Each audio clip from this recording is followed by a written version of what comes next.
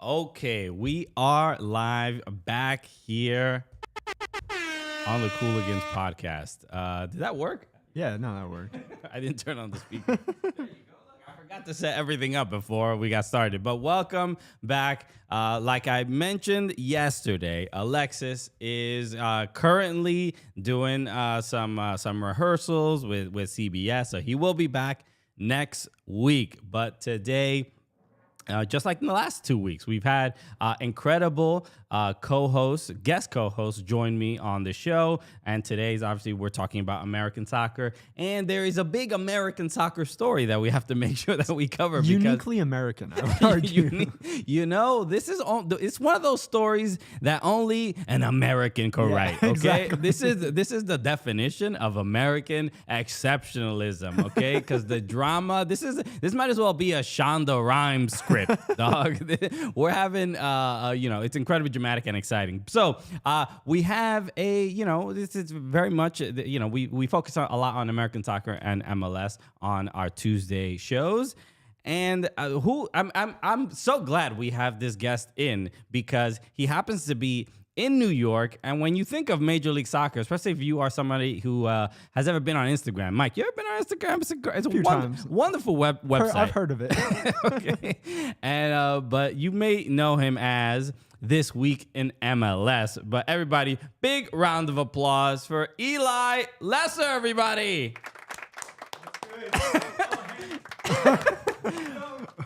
Boom. What a goal celebration. Eli, what's up, man? Not much, man. It feels good to be in New York City for my last spring break. You know, a lot of people are in Puerto Vallarta and all those places. Nah, I'm in New York City. That's right. Some people are in Dominican Republic playing in CONCACAF Champions League matches for spring break. You know, it's a little bit different. Everybody does it their own way. Eli Lesser, thank you so much for joining me, man. It's an absolute honor. Long overdue. I mean, we've known you for years and bumped into each other in different events, All-Star, MLS All-Star and stuff like that. And This Week in MLS, if people are not aware, go follow Eli at This Week in MLS. If you are a fan of MLS in any way at all, there's probably very few people on the planet that know as much about Major League Soccer than you do. I mean, I live and breathe this league. During high school, you know, I was that kid during my lunch breaks, just like watching MLS stuff, posting about MLS. I didn't have a social life, and I feel like that fits in with a lot of MLS fans. So. I didn't have a social. Yeah, there's no way you can have a social life now. I barely do. I mean, MLS fans, that's not a thing. That the Venn diagram of MLS fan and social life do not really. Yeah, you know, they say Saturdays are for the boys. Actually, Saturdays are for MLS Season Pass on Apple TV. Let's go. Okay, this is gonna be a commercial for a Major League Soccer, bro. Happy to have you here. Obviously, everybody, welcome to the Cooligans. It's the Cooligans, buddy. My name is Christian Polanco. That's the homie Eli Lesser coming in. You are from Los Angeles, yes, but you are going to school Syracuse University. That's I'm right. a senior, very last spring break, and Congratulations. yeah, who knows where life's gonna take me after this? But okay, yeah. Look, you are someone I always very publicly root for. I'm just I think even. When did you start This Week in MLS? I started it in 2015. It was my summer heading into high school. Look at this, because the Cooligans also started in 2015. That summer, a little bit after the summer. But so and we were in high school too. So we were pretty cool. We were doing the Dougie. I don't know if you remember that one. Oh, yeah. So everybody knows that we were very hip. But it's one of those things where we've come up together. Yeah. And I guess the main question is, why did you start This Week in MLS? Yeah, it's so funny why I started it, because it started as a niche from a sports broadcasting camp I was attending at the time. But then it just became this whole life for me, which has been amazing, and I wouldn't change that for anything. But, you know, I started watching soccer because of the LA Galaxy. I know that's different than a lot of American soccer fans, but MLS was my first exposure to the sport.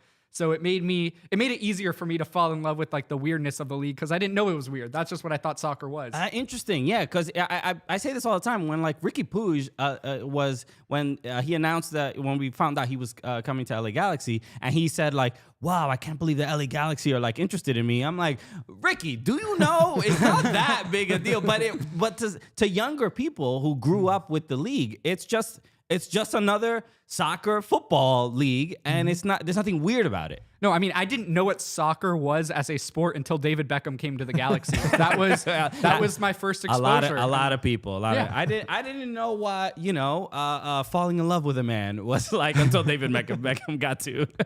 Hey, fair enough. All good, bro. So no, look. That is exciting because you are someone. Look, especially by 2015 to now, the league has changed quite a bit. And you sort of been a part of that growth and kind of highlighting that. Has it been a how has been we've seen you at like a lot of different events. What's the welcome been like? Do people treat you like, bro, why do you know so much about this damn league? What are you doing? You don't work for the league. Why are you doing this to yourself? Or is it the opposite where they're like embracing of the fact that you are that connected to it? Yeah, I mean, from outsiders, people who don't really know much about MLS or they're Euro snobs, which we could get into a whole argument about. Sure. Yeah, let's do it. But those people are like, why MLS? Why are you doing this? But the people who've known me my whole life know I love like liking things other people don't. That's just how I was, in high school. I was very much in like the punk rock LA scene. Let's go. And people don't really expect that from me now because I seem like such like a nice bubbly guy. But I've always strayed against the norm. I'm a Clipper fan, for Christ's sake. Wow. Like I'm a Clippers fan in Los Angeles. Sorry guys. about that. I'm sorry. And I always have been. It wasn't like Blake Griffin's here, by the way. This was I was there for the dog days. But so those people aren't surprised, but getting into like the big spaces like MLS All-Star, I had imposter syndrome at first just because I saw all these people I idolized for such a long time. I think seeing like Andrew Wiebe in person for the first time, something that wouldn't geek out the normal person, bro, but for me. Said no one ever, But, right? but for me, seeing Andrew Wiebe in person for the first time was like, whoa. And, a couple drinks into my first All-Star event, and I felt like I belonged, and it was great. Amazing. And look, you do belong, okay? If Wiebe belongs, you belong, all right? No, I love, look, we have extra time on in the back right there just to show some love. Okay. So now that we got that out of the way, let's talk about the main story. And this is definitely a Alexis needs to be here kind of because he would lose his mind. He loves U.S. soccer drama. So I know a lot of people will maybe next week we'll get Alexis's deranged take on on this problematic family. But for now, let's just get it out of the way. So I just want to address some of we have some super chats in the chat. Robert from LA, coincidentally, said, in honor of Pi Day, the Cooligans humor is just like pie, infinite. Wow. There we go. National Pie Day reference. Happy Pie Day. I got to get a slice of pie later. Damn. Amazing. Okay. Thank you, Robert. Okay. So if anyone is not aware of what's going on, so during the World Cup and after the World Cup, we all knew that we talked about this a whole ton about the Berhalter family and the Reyna family and how there was a back and forth. Gregg Berhalter said there was a player who was being difficult at a World Cup. He said this at a conference. Everybody essentially knew who he was talking about, even though he did not say his name. It led to the Reyna family calling Ernie Stewart, the former sporting director at U.S. Soccer, and was like, yo, I'm paraphrasing, or not really, but I'm paraphrasing and basically like, yo, I got some dirt on Gregg. You should not let him talk about my son like that, blah, blah, blah. And it turned out to be a story about domestic abuse, and it was clarified, and the Berhalters were fighting with each other, and it was an awful story, but but that was the reality of it. Gregg Berhalter came out with a statement and every so basically that's the story that happened. But then there was an investigation after that, and the results of that independent investigation just came out, and they are bad. Very bad. Very bad. It's worse than what we thought. So let's go real quick into what exactly happened. So there is a tweet thread from Kyle Bonagura, I don't know how to pronounce the name, of ESPN. And we'll just go through it line by line and just to try to make sense of everything that was said. So the first tweet says the independent investigation into the Berhalter Reyna feud and the 1992 domestic violence incident has been released. It mostly corroborates everything that has been reported while providing several specific examples of what was going on behind the scenes.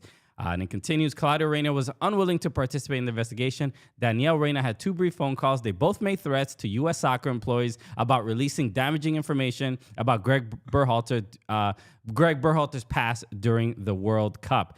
And continues, and it's a Claudio to the USMNT GM, Brian McBride, obviously USMNT legend. He says, you guys don't even know what we know about Gregg. And then Danielle to an unnamed U.S. soccer employee says, once this tournament is over, I can make one phone call and give one interview and his cool sneakers and bounce passes will be gone. And look, last time when we were reading some of these quotes during the World Cup, we did it in a Jersey Mafia accent. So I'm going to just do the same thing because Danielle Reyna seems to be more connected than I assumed. But it went like this. It goes, once this tournament is over, I can make one phone call and give one interview and his cool sneakers and bounce passes will be gone. Okay. So let's just pause there so far.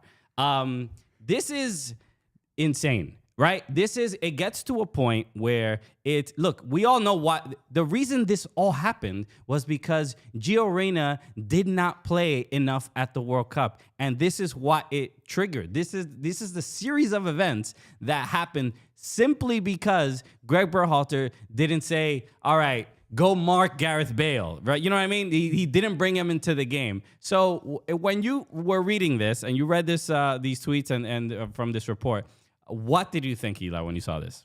It was just some basic Sunday AYSO family drama. No, I mean, what the heck? I mean, we saw the Oscars, on Sunday, and The Whale won. Well, we should have The Soccer Dad as like the next grossing film. It would win everything. I think we need Will Smith to slap Claudio Reyna. Oh yeah. Is that we need okay, Will Smith as Gregg Berhalter would hit though. Like it doesn't need to be like, it doesn't need to typecast. Okay. Just have Will Smith do it. Have Chris Rock be Claudio Reyna, and you've got yourself a motion picture.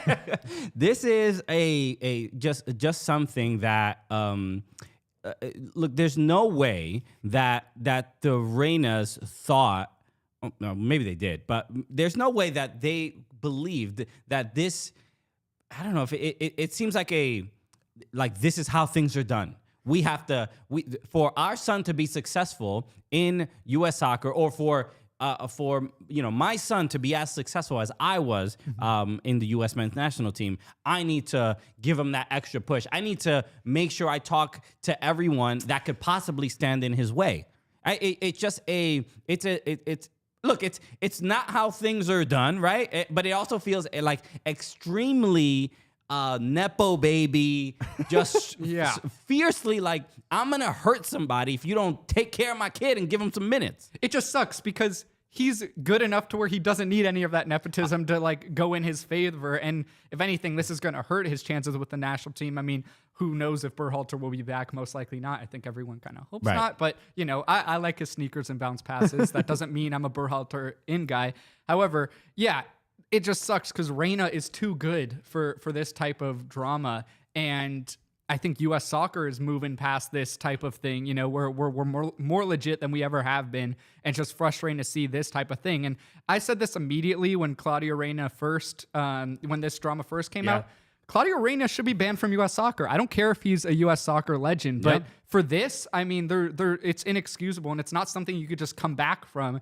Unlike maybe what happened with Berhalter in '92, where he was able to become a better person, work things out. He was very young, and obviously his wife and him are still great today if they were able to last this long and have so many kids, and they have their own nepo babies. But hey, Sebastian Berhalter, he's underrated.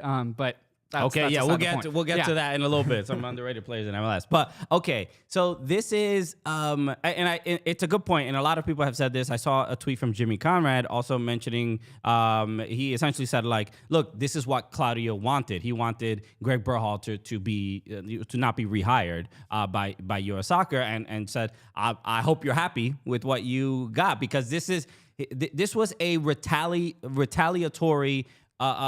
just attack on him for simply not playing his son at the World Cup. It's just, I mean, we know why, like the motive for why he did this. The more you say it out loud, just the more ridiculous it sounds, because you've brought just a level of embarrassment to your family. And it sounds like, brought the embarrassment to House Reyna or whatever, but it's that like absurd. And maybe this is just something to keep in mind, that you are you're representing, like Gio Reyna is representing himself, but he's also representing his family with how he carries himself, and his parents should be mindful of that. That's all. So there was more that came out of it. And we'll go through some other tweets. And the next one says, Claudio Reyna interviewed for the USMNT GM job in 2019 and has a long history of trying to influence different aspects of the U.S. Soccer Federation as it has related to Gio. An unnamed U.S. Soccer employee said, quote, characterized Mr. Reyna's historical outreach as, quote, inappropriate, bullying, and mean-spirited. And then it continues. In an email in 2018, Claudio complained about a female referee in a match Gio played in. And he goes, and in all honesty, can we get real and have male refs for a game like this? It's embarrassing, guys. What are you trying to prove? A game like this deserves better attention, end quote. This is the one. You're not coming back from this, dog. No, that's just not acceptable at any level. I mean, come on. We don't need misogyny in the game right now. You're already a pretty bad dude, and to now just straight up hit up, come through with the misogynist takes. It's really, really bad. I mean, it's the other. I mean, the behavior in regards to his son and even being mad at Berhalter. I think some people can kind of like, I understand why he did it. Like, he's mad his son didn't get playing time. Maybe he has a bit of a temper.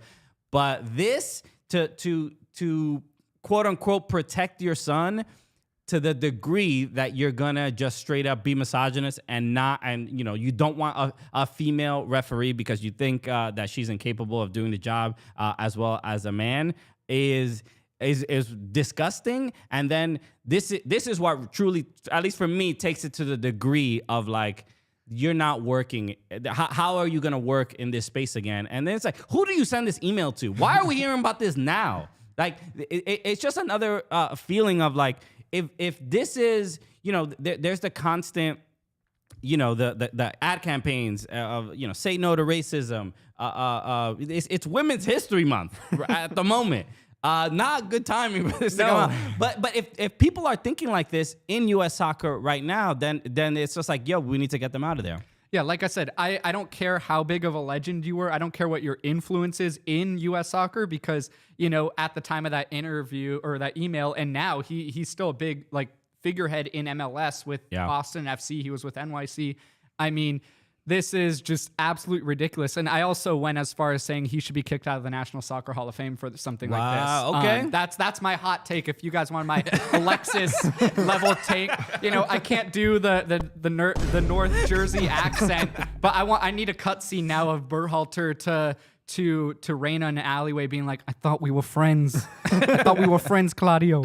Yeah, Michael Raymond in the chat just said, I expect Austin FC to cut all ties because Claudio was obviously the sporting director for Austin FC and then now is like a consultant after the whole World Cup debacle. And after this, I mean, it's just it's truly disappointing, right? I mean, we interviewed Gio Reyna a bit before the World Cup in Germany, and it's just like a nice kid, man. I mean, it's like it's not to say that he's never done anything wrong, or like, what he did during the World Cup was like justified, but you understand it because he's a kid and he's upset and he wants to play and maybe didn't handle it well. But it's one of those things where, like, because he's a kid, you understand that behavior, and you would think that he has a legendary dad that has been through all of this that he can go to, and then he goes to his dad, and instead of his dad saying like, "Hey, I understand, son, keep working your hardest, keep trying out there," his dad is just like, "Yeah, coach sucks. We gotta destroy him." It's just like, bro, this is not. It's just the way I guess the family was somewhat portrayed seems a little bit of a facade. It seems a little phony because they were just looking out for themselves and looking out for their son. So it's just overall, it makes me kind of sad. It sounds entitlement was the word that came to mind more than anything. 1000%. For Gio and the father. Oh, you don't play, like, you don't do what I want you to do, then you're gone. Yeah. Like, it doesn't even matter if he has reasons for it. If he doesn't have reasons for it, you're not doing what I want, so you're out of here. Right. I love Justin Freeberg in the chat just said, Eli just needs to espouse facts that can't be verified, and he'll become full Alexis. so that's it. The move. What were you going to say, Eli? Oh, no, just looking at this, the whole fact that, like, the friends and family that were there, they all had a good time, except for the Reynas, who were just, like, acting terribly. That alone just tells you everything you need to know about this family. And it sucks because it's a very stereotypical thing. I went to a high school with a lot of kids like this, with parents that are like very much, helicopters, and also, I know that feeling of entitlement, and it just sucks because usually the nicest kids are the ones from like the family or with the parents that like have that sort of attitude, overbearing and mindset. stuff like that. Yeah. Look, and that specifically, there's another quote. Gregg Berhalter talking about the behavior of the Reyna family in Qatar, and it says, quote, there were 150 people in the friends and family program at this year's World Cup. All were having a great time except for 5 people who were absolutely miserable. Those 5 were cursing, acting horribly. It was the Reynas. It just sounds like it sounds like if you told me it was 5 teens being, who were smuggling alcohol and vitamin water bottles, acting erratic at the stadium, you would understand that. But this is just surreal, and it's overall so bad. I mean, we spoke about this so much during the World Cup, and there isn't that much more to add other than it's just worse. It's just simply worse than it even was before. I think if none of this stuff comes out, everybody just shuts up and just goes on with their life, and maybe things are all right.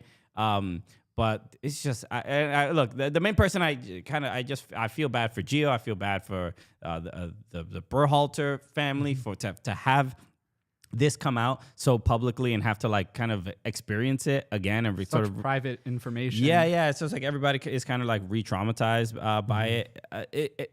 At the very least, I hope that this helps change U.S. soccer to some degree, because I think we're seeing now about how there's people interested in the sporting director job, or I would say a lot of people not interested in. There's a lot of people not interested. People are not. They're getting phone calls from like Cindy Parlow Cone for like an interview, and they're like, "Nah, we're not even gonna go." And it apparently pays like $800,000 a year. I'm like, I'll be the sporting director. bro. Hey, we can make a duo. Can we be U.S. soccer co-sporting directors? I mean, I'll. Hey, I'll take 400K. You take 400K. That's still great. Yeah, pretty good deal. Obviously, we'll run U.S. soccer to the ground, but we'll do our best. But the fact that no one wants this job is a bit concerning, and it seems like there's more of a systemic issue. I mean, it has been, and I hate to admit it, but there's a lot of problems with, a lot of front offices in U.S. soccer with, rehiring people from the organization that might not be the most qualified, which might be a good segue into our next topic. Right. But that's just been an issue, and we want to get some fresh voices into the game. I think that's like a huge thing that I really want to see moving forward. And it just sucks that all this is happening right before the U.S. is about to enter arguably their most important World Cup cycle ever. Right. They're hosting it. They're expected to be good. And, the on-field product is very important, but it's about how it's from top to bottom, how the organization is run. That's going to bring success. It can't just be the players. And they're talking about Oguchi Onyewu I heard is interested in the job. Mm-hmm. But then the USMNT Twitter is like, why should he get the job? He doesn't have any experience. I'm like, bro, no one wants the job. Gooch is way more than qualified. Yeah, no one wants the job, and no one has the experience you want them to have. I actually like Gooch a lot. I think he is very positive. He has a great outlook on the game. And I think out of the guys, if we're going to bring back former USMNT players to put in to this type of role, I think Gooch is arguably the best option we have. I'm not Gooch, like DeMarcus Beasley. I like people who feel who really wore the badge with a lot of pride and who also earned a lot of respect from other players. Even a player like even Steve Cherundolo. I think maybe in the future. Obviously, he's just in LA. He's in a great situation, crushing your team. I'm going to say he's in a great situation with his current club. Right. So he's doing all right. I think the way we talk about it has to be with a little less arrogance. It's of like. Gucci's not good enough. It's like, relax. This isn't like the French national team where we're really parsing out and trying to be very, very careful with who we select. There's a lot of people very much capable, and running U.S. soccer is different than running some of the other federations. So let's all chill. I saw DraftKings is in the chat. Shout out to DraftKings saying gotta get Mero on to discuss this. Mero Diaz and Mero, yeah. He can fill in for Alexis. Okay, that might work too. I know Mero did Levitard show a couple months ago. We gotta Diaz and Mero when we were. For years, we've actually been trying to get them on the show, and now very unlikely we're gonna get them both together. Okay, so let's move on to a little bit more drama. And given that you are Angelian? I'm an Angelino. Angelino. Third generation, by the way, which most people cannot say. I'm third generation LA, same neighborhood too. Okay, well, damn, y'all were panning for gold, I think, in the West Coast. But so I want to, because we haven't really had anyone to talk about this story, and we did mention it when it first came out. So the Angel City Brigade Riot Squad, all of the above, just every supporter group. The supporters groups of LA Galaxy. There's one more. I forgot the other name of the other one. But they all generally, from my understanding, can never agree on anything. Like there's a lot of just sort of infighting and just disagreements with how to support the club, which just happens at every club, all the supporters. It's difficult to get thousands of people to agree on anything, right? But this is the one thing that they all seem to be on board with, and it's as they should. GM or sporting director? What's his? I forgot his role. Chris Klein. I believe he is the sporting director or the president. He's the club president. GM is actually our head coach's job. Okay, and it always seems to be our head coach's job, which tells you about our front office. But it's very like MLS 1.0 ish. A lot of people say so, so. LA Galaxy fans, supporters, they were going to essentially boycott the first game, the Tráfico. That game did not end up happening. Klein got lucky that the Rose Bowl match was canceled. That's all I'll say.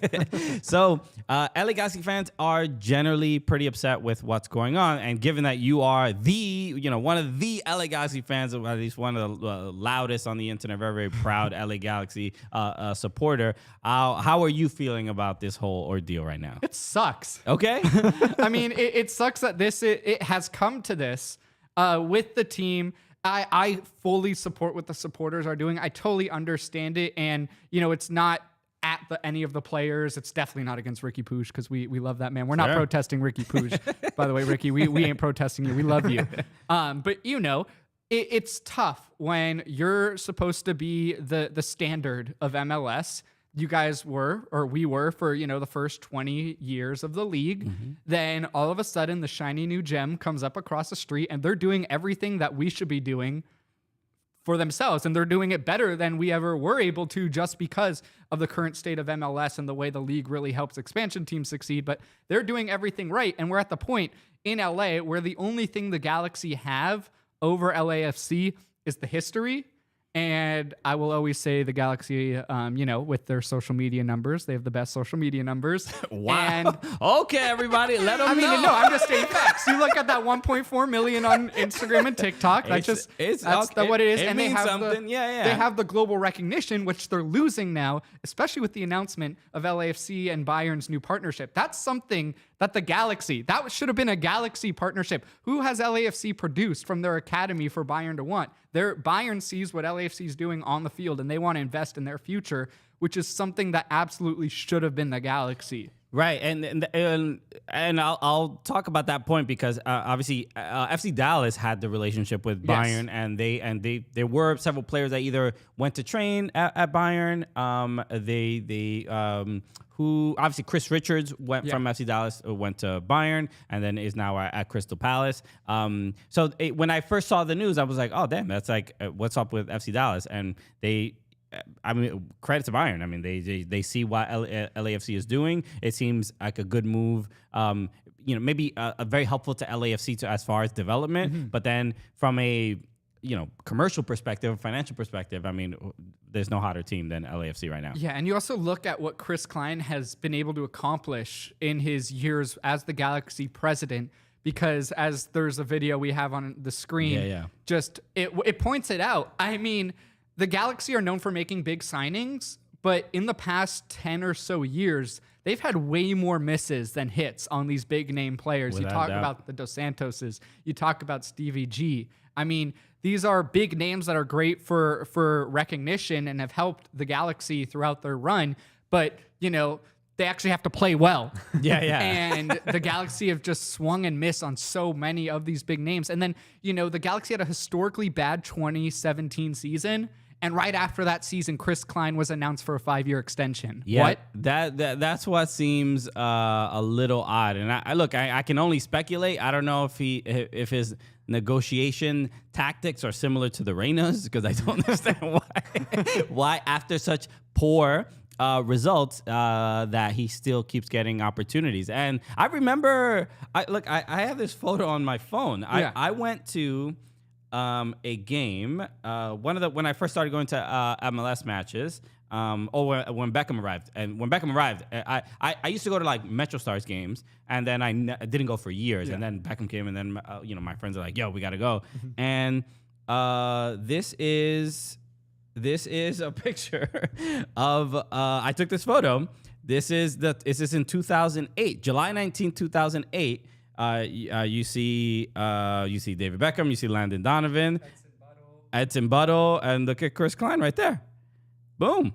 So I don't know. Nobody can see it other than Eli, but so he's clearly a guy who's been around for a long time and has a lot of respect from ownership at the club. 1,000%, and that's the only thing keeping him afloat. It's kind of wild, and it's disappointing for it to get to this point where now it's like a standoff with the fans of like, yo, get rid of this guy or we're not gonna support the club. So I don't know who's gonna fold. Somebody I don't know what the compromise is. I hate to say it because I love the fans and I love the supporter group. I actually joined ACB last year. Just definitely not a great business decision for me as This Week in MLS, but personally, I just felt like that's where I belong. Right. But I'm scared that the fans will fold first, which would be like the more unfortunate scenario here. But the club has already made it clear that they're calling out the supporters' bluff. And it helps that the Galaxy haven't had a home match yet because we can't actually see this in action yet. We've seen it in preseason, people come into the stadium and boycotting. And there's going to be boycotts this weekend at their home match. I forgot who they're playing. I think Vancouver or someone. But it's just very unfortunate how the front office's response to this has been, you guys are bluffing, you know? Yeah. Because I hate to say it because I love the fans and everything, but, you know, the jersey sales haven't gone down. The merch sales haven't gone down. I mean, I always find it funny where it's like, yeah, we're going to boycott the team after I get the jersey and I get that new reversible jacket. Then we're going to boycott. Once I look fresh, then I'm going to, you know, take a stance. Yeah. And like valid because that reversible jacket is absolutely heat. Like that is amazing. I think our kit's amazing as well. It's just, you know, I'm with the fans here because I want to see that change made, and I love the people that I've met in the fandom. I just really hope that they can be very stern with it and not fold at the first offer. You never take the first offer in negotiations, you know? Yeah. And I know that the Galaxy, whatever that offer is, I haven't been part of those meetings. I know that first offer is going to be pretty low. And I also don't hate the club necessarily, like the organization for what's going on. It is an ownership thing, but there's so much greatness that's still happening in the Galaxy organization. It's just that one specific leech at the top is really, really hurting the reputation for everyone else. Because the marketing team at the Galaxy, top tier. I mean, the way that I'm biased, but the way that they work with their influencers and stuff has been amazing. The way the guests that they're able to bring into the stadium. Serrano, right? Yeah, Adam Serrano. He's great. He's a mega master at what he does. And I think what he has been able to do with the Galaxy on social media has been fantastic. It just sucks that everything else in the organization isn't helping them. It's making their work harder by trying to promote this club that is in shambles under the scene. It's kind of like, you know, a duck swimming in water. Everything looks fine at the top, and then under it just like... Right. That's look, all they need to do is, I don't know, tell Ricky Puig that if Klein stays, he's just going to continue to be bored in LA. I don't know what is the move. Look, it's a shame because LA Galaxy should be on, and they still sort of are. They're on the forefront of, like, when people think of MLS, they think of LA Galaxy first, and then, like, obviously unbelievable signing. I mean, Ibrahimovic coming to the league. I mean, one of the hits. It is from a marketing perspective. It's a similar what kind of what you're saying, like that all the work behind the scenes is a lot more rigorous than it seems on the outside. But then there's a little bit of, like, it's nice and shiny on the inside, but then when you look at the core, it's just like slightly rotten, and you don't want, you know, look, I'm a Chicharito fan. I just want him. He's just such a good dude. He's just a good man. I want him to do well. I watch him on Twitch. He is somebody who is very, like, forthright with his fans. He's very honest. He's like a vulnerable guy. And you don't see many athletes like that, and he should be playing on a good, functional team, you know. And when LA Galaxy were hit with the penalties for, you know, I don't know what the for something Chris Klein did. Yes. What I mean, I'm sure that is what leads to being like, all right, he's had enough time at this job. Yeah. So, are you asking, like, what happened with the penalty? Yeah. I don't remember the exact details. So, Christian Pavón came to the Galaxy in 2019, and he originally signed as a TAM player, and then he would become a designated player his second season in 2020. But what was happening is a Blaise Matuidi Inter Miami situation where he was being paid under the rug. The table, and it sucks because Pavón, he was supposed to be like the next generational star for the Galaxy. Obviously, a lot of outside factors ruined that for him, not just what happened with the club. But that was just such, like, a big red flag, you know, and it shows that this management doesn't know how to manage the salary and just the MLS roster regulations.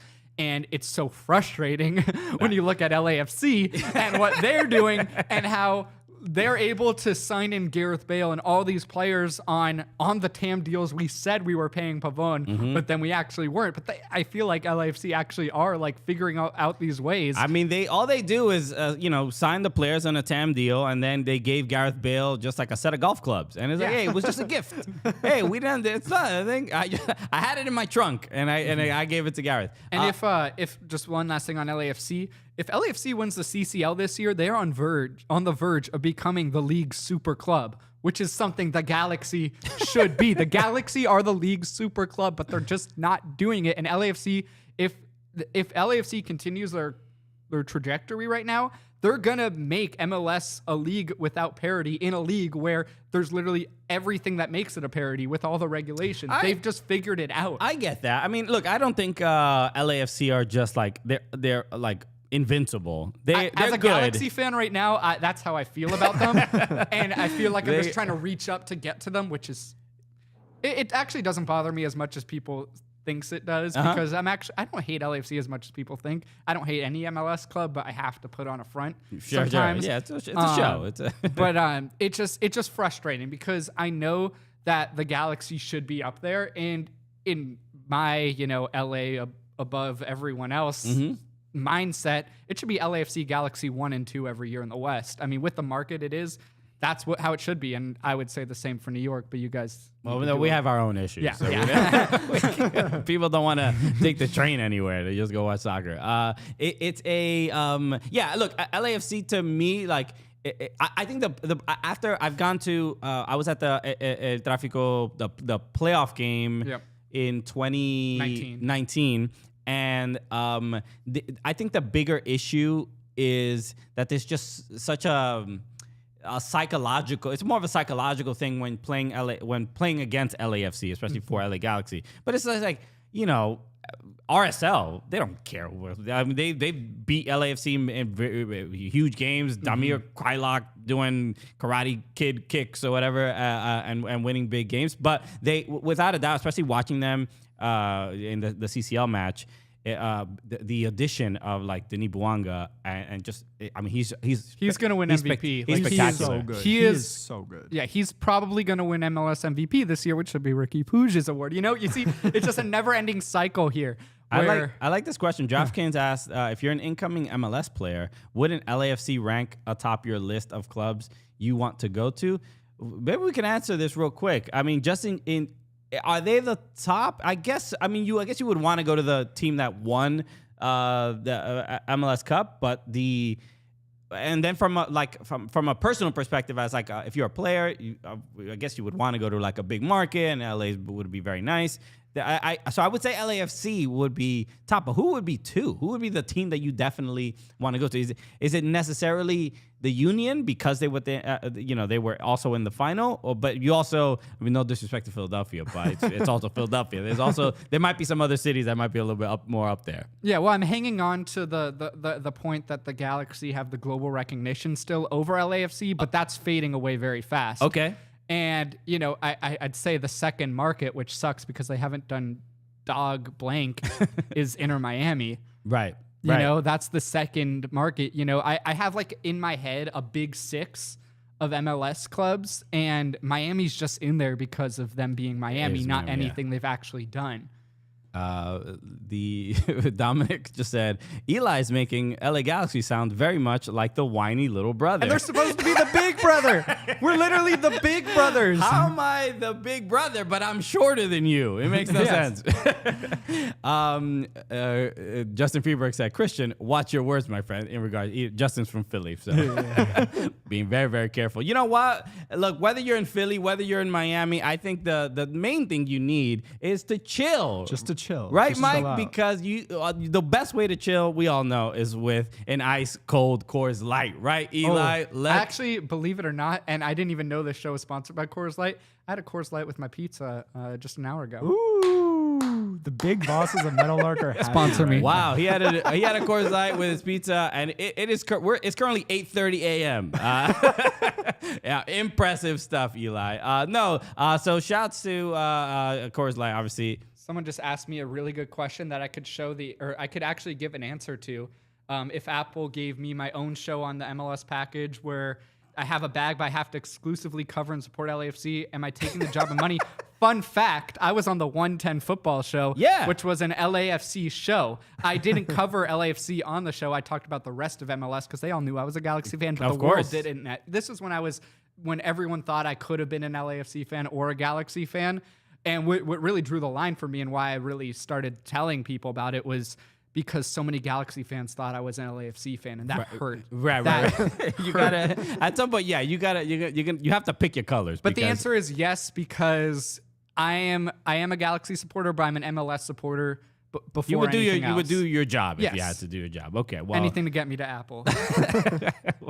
Okay, well, this is why Eli can't be trusted. Don't trust anything he has ever said on this entire episode, but unless he said something positive about Coors Light. So, the mountains on the bottles and cans even turn blue when your beer is cold. Coors Light is cold lagered, cold filtered, and cold packaged. It's literally made to chill. So mark your calendar for some quality time with Coors Light.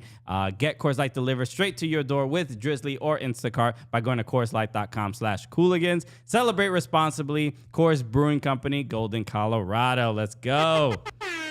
All right.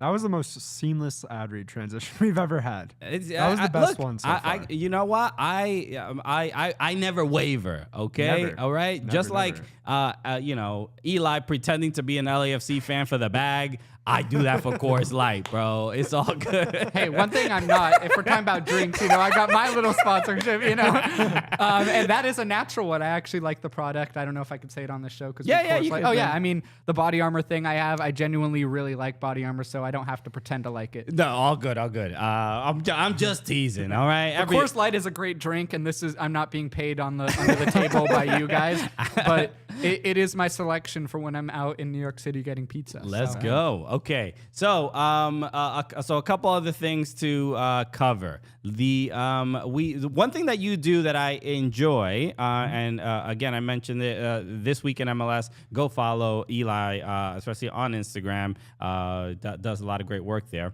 But the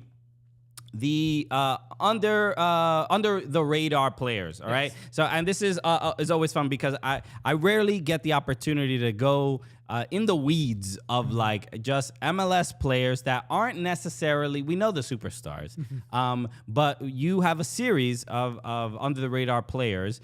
And I want to first highlight, and you could tell me some of your favorites out of the ones that you've already highlighted. But one that I appreciated that you highlighted is Derek Etienne Jr. Yes.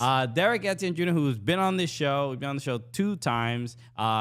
Great dude. Always a great interview, really fun, great personality, but also a great player that is just a guy that doesn't get a ton of recognition. He was obviously came up through Red Bull, went to Columbus Crew, and is now in Atlanta United. But I'm glad that you did highlight him. Yeah, I mean, he's a player that always finds a way to score a big goal. And at the end of the day, that's the most important thing. It doesn't matter how many goals you're scoring.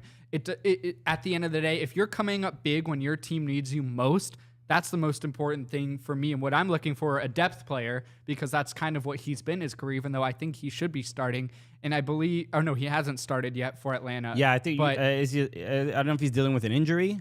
Yeah, something. I haven't seen him on the field yet, but, he's that guy that's just always been big in big matches. I believe it was I think he scored in the 2020 MLS Cup or final, he was at least, in the playoffs, he was scoring goals. Mm-hmm. And he's just super fun to watch. He was awesome for the Crew last year. I think that was the most matches and goal contributions he's had in a season. And I just feel like no one really talks about him unless you're like Matt Doyle or David Goss. Like you're not talking about Derek Etienne Jr. But I see Derek Etienne and I love what he does.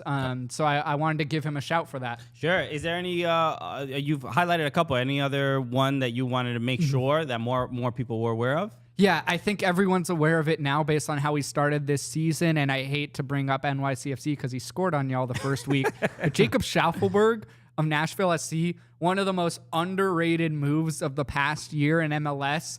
Nashville bringing him in from Toronto, originally on loan, then acquiring him permanently. I mean, sometimes for young players, it's all about the system fit, and the way that he fits into Gary Smith's system has been amazing. And there's all this talk about Nashville, hey, they need a real striker, But hey, in the meantime, having Jacob Schaffelberg on the left wing, the partnership he's developing with Hani Mukhtar, it's absolutely phenomenal. Yeah, it's a. I wasn't happy. So thanks for bringing that up. Why you could have picked anybody? Sorry, he's my boy, and he's got a nice mullet. I feel like everyone who goes to Nashville has to rock the mullet. Okay. Just like I feel like. Was it the Red Bulls like a couple years ago? They all had long hair and mustaches or something. Yeah, I mean, I was going to say Schaffelberg gives off massive 90s NHL player vibes. Oh, With the 100%. mullet, the mustache. And he didn't have that in Toronto. That's No, a yeah. Nashville thing. That's a Wow. Nashville exclusive. But He's electric. He's electric. Yeah, he's a great guy and just a very underrated player. And I think he should get a call up to the Canadian national team soon with the way he's played for Nashville. okay, yeah, the photos I'm seeing here are Those are all those are from the one on in the- Toronto. Yeah, but this one, yeah, he got sort of getting it. sort That's of still from it's last a year. sweat. It's a sweaty mullet. It's Yeah. a sweaty mullet. He did the you know with the hair band in his hair, just having long hair back in Toronto. But yeah, the dude is he's a beast, and he's after watching him play against NYCFC, he scored the second goal. He scored the second goal when Hani Mukhtar came into the game, and it's just like, oh, he just needed Hani there because he was just gonna. All he just needed was somebody to create a chance for him, and he did exactly that. There was a couple other things that happened. I want to talk about CCL a bit. Because I'll pull up the photo in a second, but the Philadelphia Union, who'd they play? Why am I forgetting who they played? Olympia? Olympia? Yeah, Olympia. It was 0-0, but the highlight of this game was the dog. Hey, that stadium got that dog in it. The puppy that ran onto the pitch. I gotta find the. We had tweeted about it or something, but it's this is par for the course for CCL. It's like when you're playing in a in a stadium in Central America. I don't know if there are puppy supporters groups that have their season ticket members because there always seems to be a dog or a bunny or some animal that gets on the pitch. But it was the game wasn't necessarily boring, but this didn't hurt having a little dog there. No, and I heard a rumor, and I'm going to say it just because I saw in the chat they need an Alexis, unverified fact to be said by me. Oh, they played And- Alianza, so thank you for the correction. Alianza, sorry, Yeah. another team played them. But I heard that a security guard let the dog on the field. Well, I did see this footage. There's some footage somewhere of the like a security guard, I guess, trying to grab the dog, but by grabbing the dog, they opened the gate onto the pitch, and the dog was like, "Oh, thank you for opening the door for me. I'm just gonna run at full speed past you." As he should. But you know what's interesting is that the dog not only ran on the pitch, but immediately ran for the ball and started biting the ball. He wanted to work on his first touch. Like, what are you saying? Which is, I don't know. Like, do you have a dog? You have any pets? Or grow up with I had a very demented bunny. Okay. Killer rabbit. From Just Monty like a very Python. much Monty Python-esque rabbit that I would unleash onto my sister. But I've never actually had a dog. So Okay.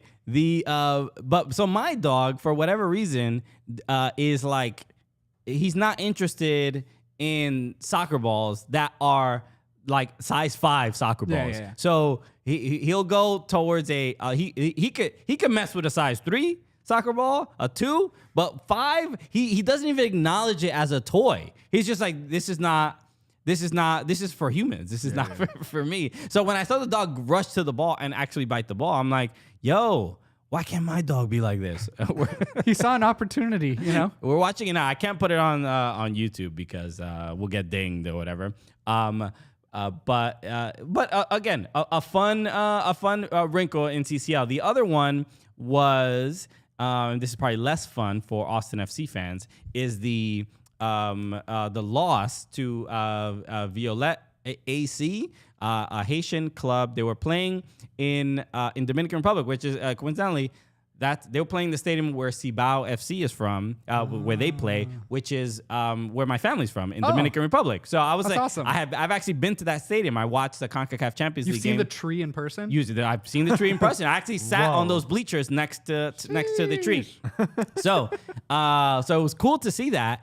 and the fact that Austin FC, they lost 3-0 to this Haitian club that is, from all accounts, and I'm not here to like disparage or even speak negatively of this club. Everybody's just saying like this is a almost a semi-professional team. Austin FC fielded a very, very turned over roster because I think Josh Wolf, the impression was, all right, well, this is like playing an Open Cup match, which I didn't agree with. I think you have this opportunity, no matter who you're playing, you want to show your best in any opportunity, and I hate when teams don't like put their best players on for certain tournaments. Yeah.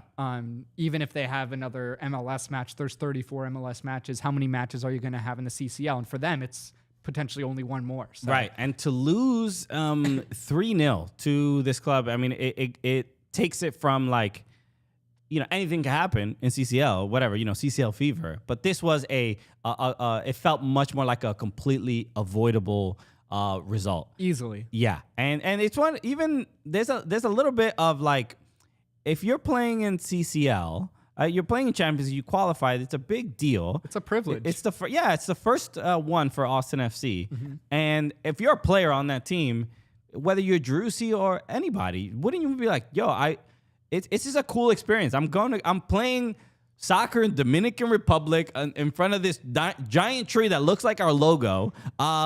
Put me in, coach. Yeah, and Tree FC got upset by a literal tree.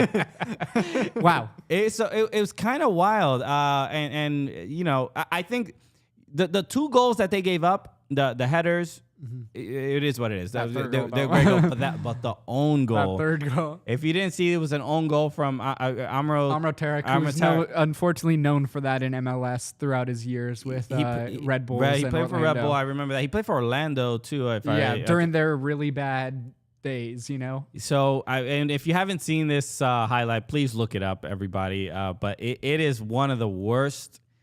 I mean, Brad Stuver makes an incredible save. It was a cross, another header, and Brad Stuver is just doing what he can in this game. But he makes a spectacular save, and Tarek, rockets it into his own net, trying to clear it out. It looks so bad. He made it look more comical than it needed to be, and it almost to the point where it almost looked intentional.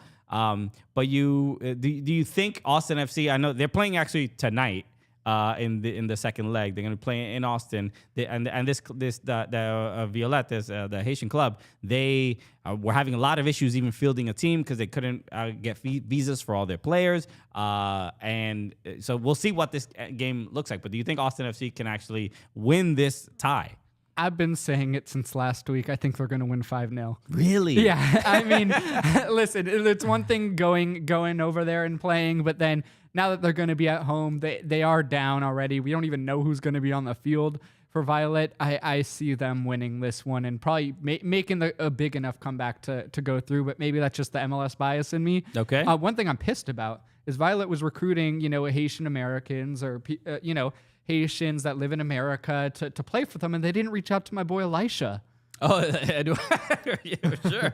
I mean, come on, you got to get Elisha on the team. I bet he could. I mean, he'll look great on the bench, right? Just get him in a jersey. Get him to Instagram story the entire event. That would be dope. Elisha's the homie. And he was actually in Austin this past week for EMLS Cup. Okay. So he was already there. You didn't need to have to do much to get him there. Hilarious. But it's all good at the end of the day. And it'd be cool if Violet won, but as an MLS homer or propagandist, as the USMNT fanboys like to call me, I need to see Austin go through because I think out of the MLS clubs, they have a really good shot at winning it. Right. And then today also, if you're listening to this, the results are already happened, but obviously we're recording before the matches. Philadelphia Union have their second leg against Alianza at home, and Atlas will be playing Olimpia at home. This CCL, I mean, maybe because the Sounders won it last year, or even just after watching the first leg of the matches,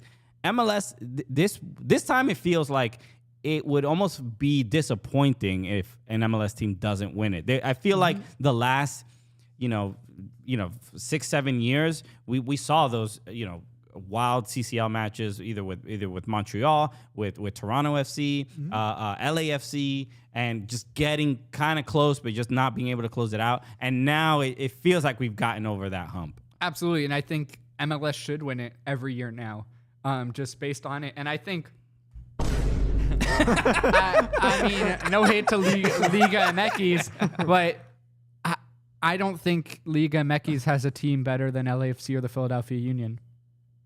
Interesting. From what I've seen, and seeing Tigres not being able to score on an Orlando team that was basically parking the bus. Tigres? Yeah, it's unbelievable. They're one of the best teams on the continent. Every year. And Orlando being able to last and salvage a 0-0 draw there, and now they're going home, and Guignac's not going to be there. It's amazing. We know why. You know why he's not going to be there. Well, there's two reasons now. Okay, there's the COVID reason, and also he got a red card in that match. No, he got taken back. Oh God! Oh yeah, it did get taken back. Either way, he wasn't going to be there anyway. Sorry, if you don't know, Andres Pierre Gignac is he's an anti-vaxxer. He's an anti-vaxxer. He's like, I can't go. Wait, but he's going to Florida, which you would think DeSantis would be like, hold his hand Ron DeSantis into the airport. Is going to have a photo op with Gignac, even though he's not playing in the game. Damn, dude. Okay. So look, and like the game with Orlando and Tigres, it did feel, it's always they play. What do they play? Tigres. They don't play the Azteca. I forgot what they play. No, that's America, I believe. There was I was surprised that Orlando didn't seem as intimidated as most MLS teams do when they go there and play. And that's generally been the feeling. There's been a lack of intimidation in these matches that's what we've grown accustomed to. And but MLS, it does feel a little bit like they should win. I mean, I don't know if it's LAFC or the Union. LAFC look like the favorites. As far as the statement about that no team in Liga MX is better than LAFC or the Union, I stand by it. I don't care if all of Mexico comes after me for that one. I stand by that. It's a tough one. Maybe who's got Chiellini coming off the bench in Mexico? Right. That's fair.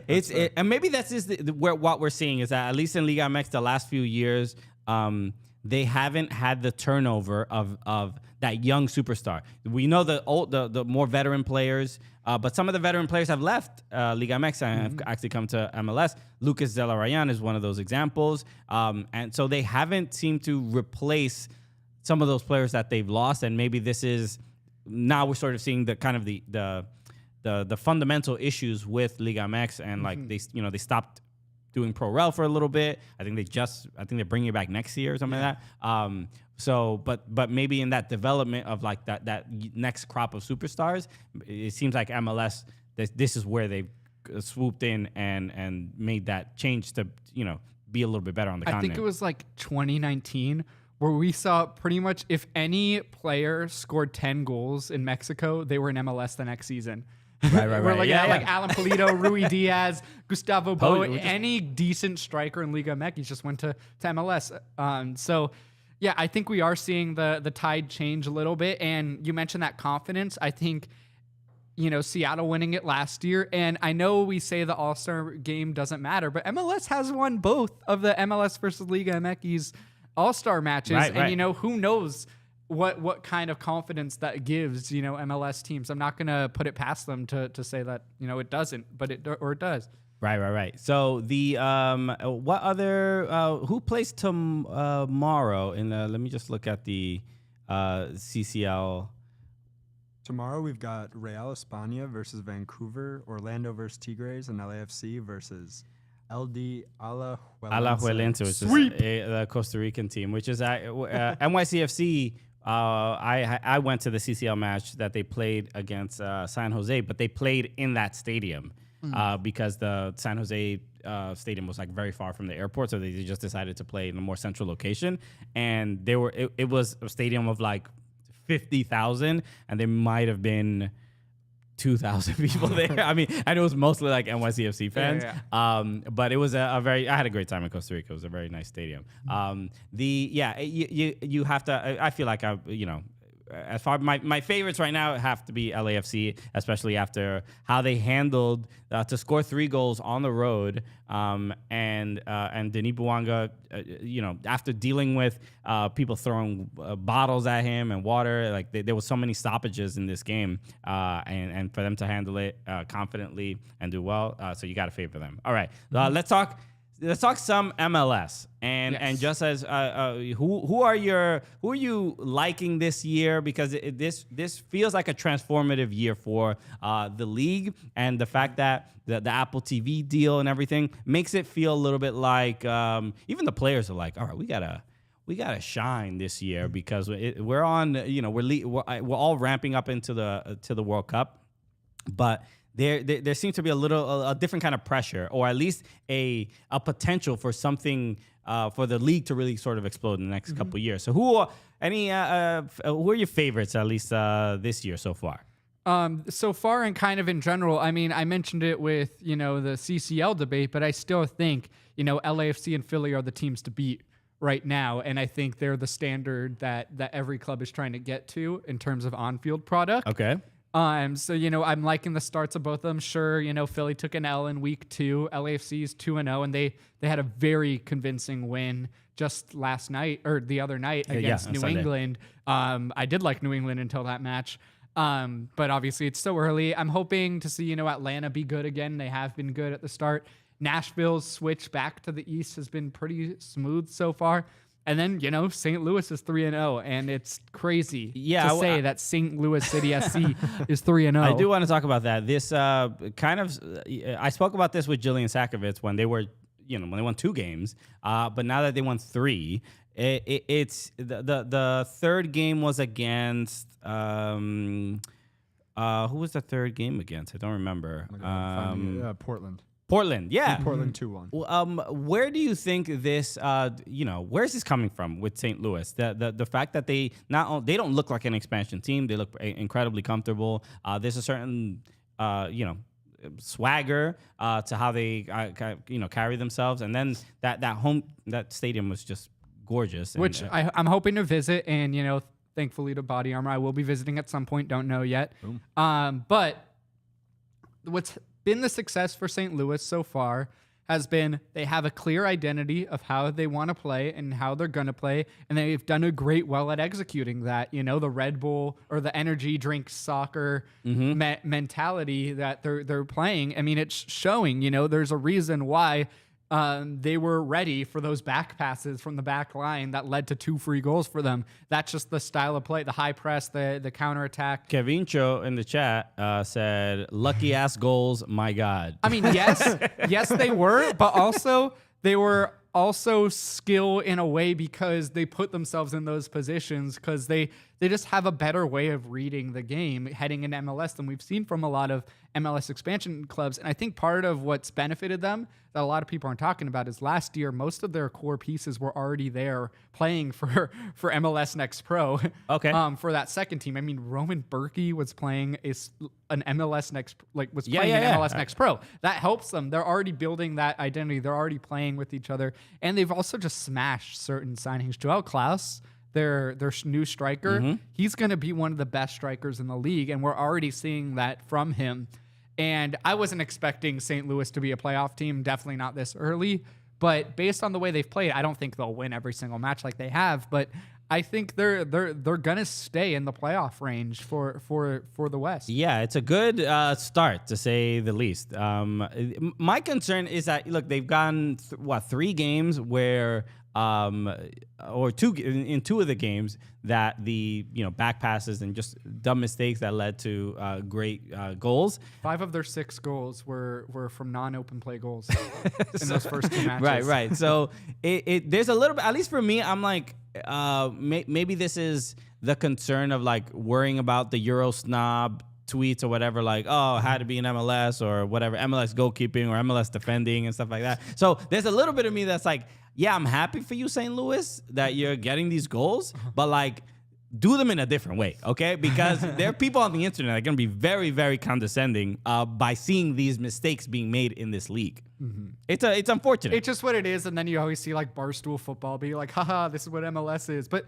it happens everywhere. All these It people, 100%. it happens in the Prem way more than you guys think. People, they're so like opportunists Yes. to like make people do find a way when somebody makes a mistake in any other European league, they find a way to justify it for that particular person, that player. Yes. Oh, Steven Gerrard slipped and whatever. It's not. It's curious. Man. Like It's never like the entire Premier League is embarrassing, but to some degree, it's making a mistake in the Premier League, as there are the whole point of soccer is that people have to make mistakes, Yes. so that the game is fun to watch. Yes. You don't want pitchers duels all game, just 0-0 all day. That would not be an entertaining product. So So look, I as long as St. Louis, best of luck to St. Louis. Just other teams, just be aware that they're wearing a different jersey than you. Don't give them the ball. Okay. S27 said MLS defending isn't good on a global standard.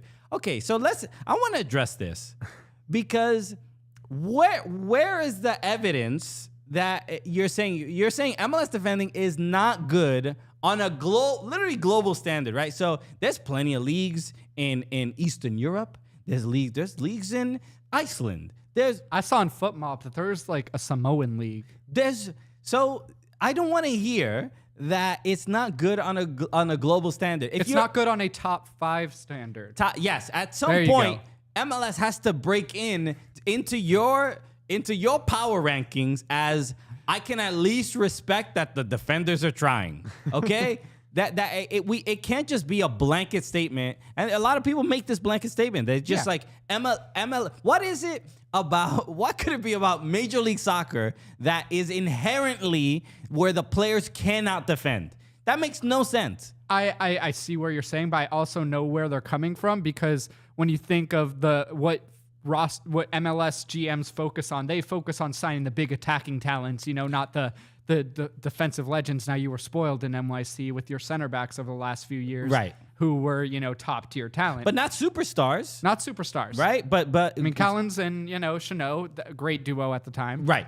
I think we're getting to a place. Well, the point you just made about GMs focusing on attacking talent, that's not happening as much today. Yes, right? not as much as it used to. But We interviewed Mike Jacobs, the GM for Nashville, and when you hear the thought and care taken in how to build these rosters, it's not simply let's get the 9-foot striker up front and send a bunch of balls to him and whatever. It isn't.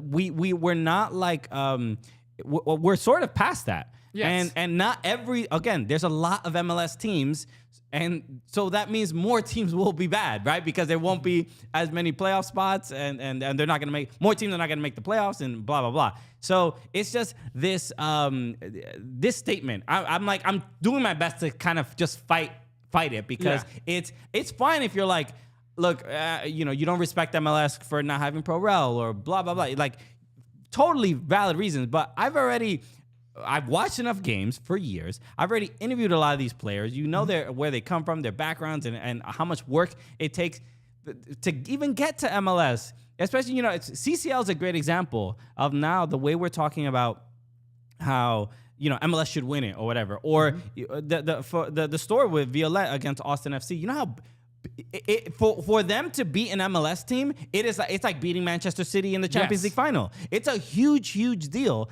And so I just want more people to be aware that the way people are perceiving the league is not the way you may perceive the league, or the way you thought it was 10, 15 years ago.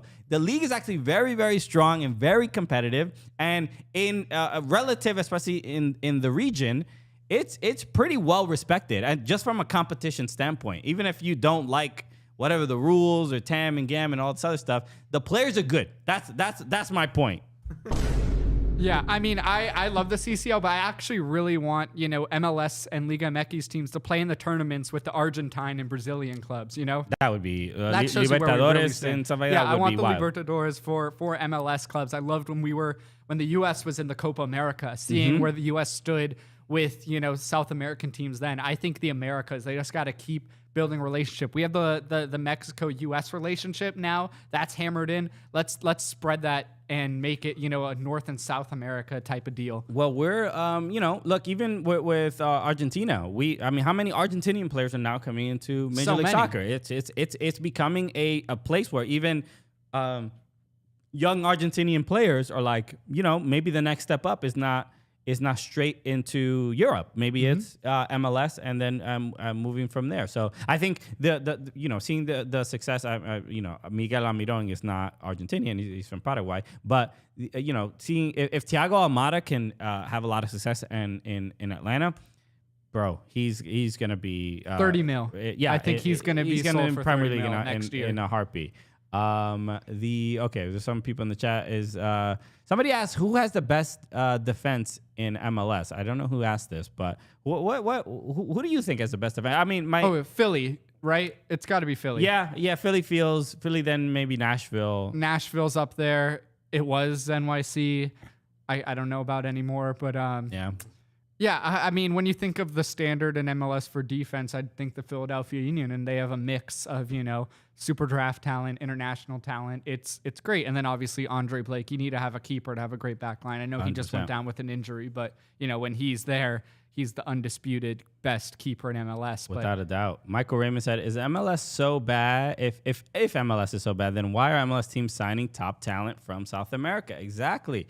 It's there's been a combination of some financial stability and whether it's through the popularity of the sport or just insane expansion fees or whatever, but it's getting to a point where the league from as a player or even as an agent, you're like, all right, this seems like a viable option for all of us to get the bag, bro. And at the end of the day, that's obviously going to be a very, very big factor. I don't think many players necessarily care how quote unquote good the league is or how good the defense is, because if you're an attacker, please put me in. You probably want to join this league. Some of the worst defending in the world so that I can get an opportunity to obviously play for my national team. So, okay. All right.